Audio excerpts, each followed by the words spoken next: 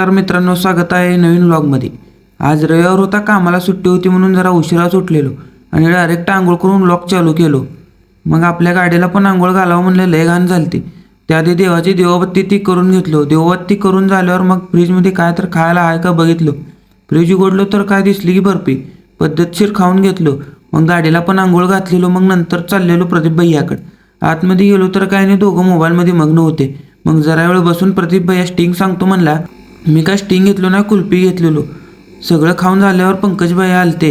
Boss हसतच आलता, काय तर विषय आहे म्हणलं।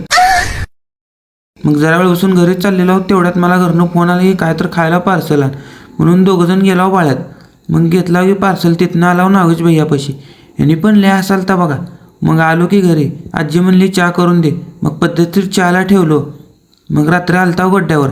गर्दी बघा हो कसलं डेंजर आहे। तर कसं बसं करून हात पोचलाव, गड्ड्यात आल्या आल्या ह्याने मुतायला गेले बघा। मग काय येऊन डायरेक्ट ड्रॅगनमध्ये येऊन बसला। इथं मध्ये येऊन बसलेलो, ह्याने तर काय वर चाललेले। मग मी पण वर गेलो। सगळेजण म्हणाल ते लय काय होत नाही म्हणून, ह्यांना तर काय झालं नाही वाटतं, पण माझी तर लय डेंजर फाटलेली।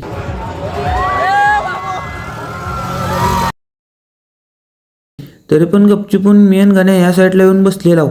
ड्रॅगनमध्ये बसून झाल्यावर इथं 50 रुपये द्या आणि 500 रुपये जिंका म्हणून असं गात होतं।